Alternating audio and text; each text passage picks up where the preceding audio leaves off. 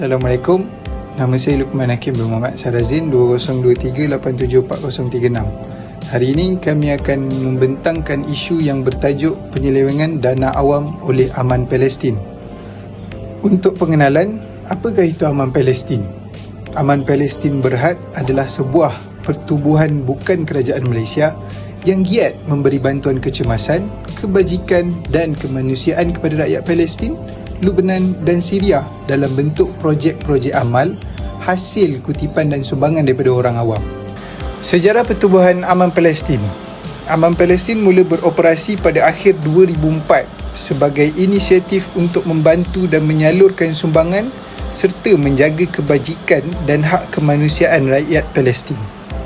Pada 3 hari bulan Januari 2006, pendaftaran Aman Palestin telah diluluskan secara rasmi di bawah Suruhanjaya Syarikat Malaysia iaitu SSM dengan nama Aman Palestin Berhad sebagai sebuah syarikat tidak berkeuntungan bagi membantu rakyat Palestin secara kolektif, terancang, berterusan dan berkesan. Kenyataan masalah daripada isu yang kami pilih ini adalah penyalahgunaan dan penyelewengan dana awam. Suruhanjaya Pencegahan Rasuah Malaysia iaitu SPRM telah membeku 41 akaun dan beberapa entiti syarikat lain pertubuhan bukan kerajaan Aman Palestin yang berjumlah sebanyak RM15,068,762 selepas didakwa menyalahgunakan wang sumbangan orang ramai. Sebelum ini, SPRM turut menggeledah premis Aman Palestin serta memperoleh dokumen berkaitan kewangan dan pengurusan operasi bagi tempoh 5 tahun terdahulu.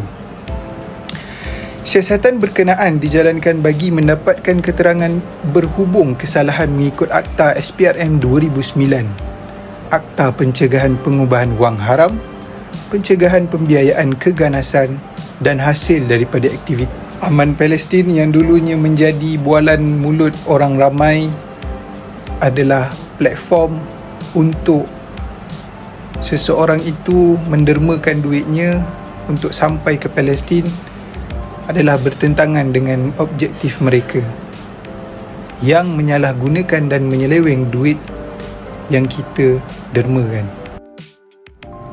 Assalamualaikum dan salam sejahtera.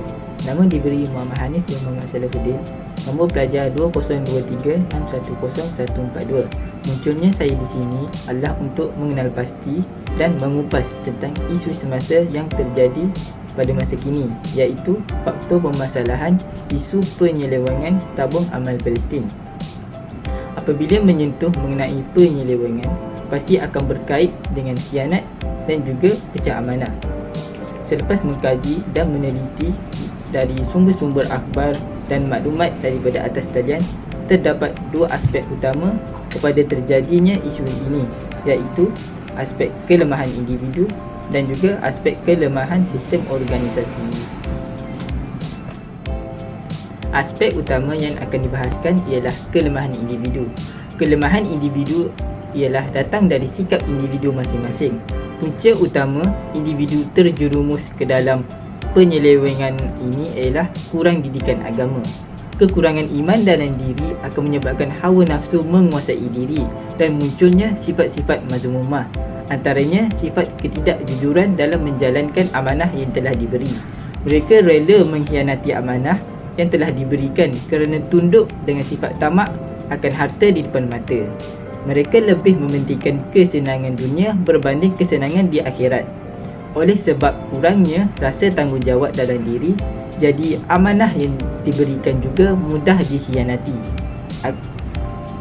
Kerana mereka memandang enteng tentang hal ini, perasaan timbulnya iri hati dan dengki akan kesenangan orang lain akan menjadikan seseorang itu sanggup memfitnah orang lain bagi mendapatkan kesenangan yang lebih tanpa menghiraukan kesan negatif yang bakal ditinggalkan.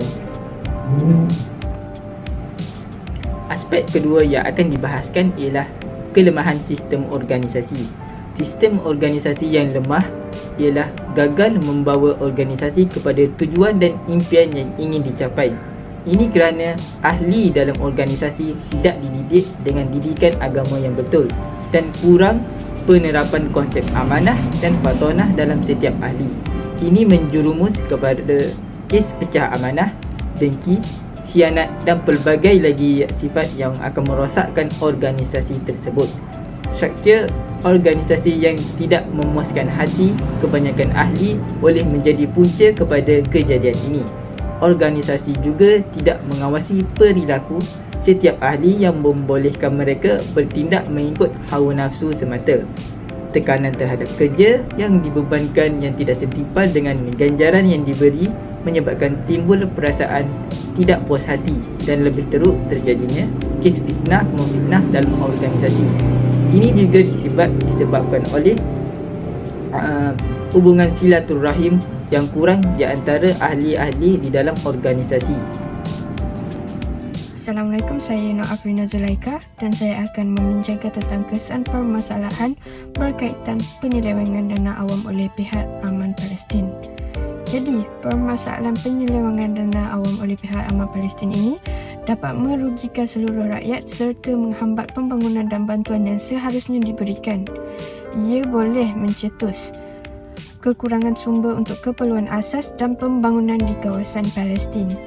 Pencegahan penyelewengan dana awam adalah sangat penting bagi memastikan sumber kewangan yang dikumpulkan untuk membangun kesejahteraan digunakan dengan bertanggungjawab dan sesuai dengan matlamat yang ditetapkan. Sistem pemantauan dan kawalan yang kukuh, accountability dan kepatuhan kepada undang-undang adalah faktor kunci untuk mencegah permasalahan seperti ini. Ini merupakan 4 kesan permasalahan yang utama yang perlu dibincangkan. Pertamanya adalah ketidaksetiaan kepada matlamat pembangunan, kemudian kurangnya kesedaran dan pendidikan, yang ketiga tidak mematuhi peraturan dan prosedur, dan yang keempat adalah masalah tentang korupsi. Jadi untuk yang pertama, ketidaksetiaan kepada matlamat pembangunan. Dalam kes Aman Palestin atau organisasi yang bertanggungjawab untuk membantu masyarakat ini, penyelewengan dana awam adalah disebabkan oleh ketidaksetiaan individu yang bertanggungjawab kepada matlamat pembangunan dan kesejahteraan yang sepatutnya dicapai.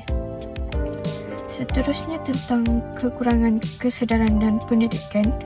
Kurangnya kesedaran tentang pentingnya kebertanggungjawaban dan etika dalam pengurusan dana awam boleh menyumbang kepada penyelewengan ini. Jadi, pihak kerajaan patut membuka mata awam tentang pentingnya bertanggungjawab ketika berada dalam pengurusan dana awam.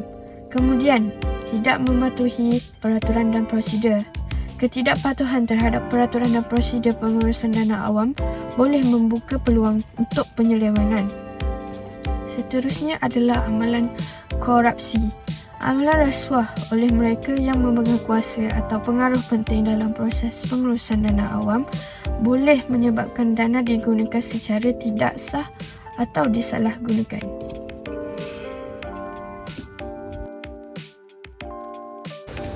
Assalamualaikum warahmatullahi wabarakatuh dan selamat sejahtera.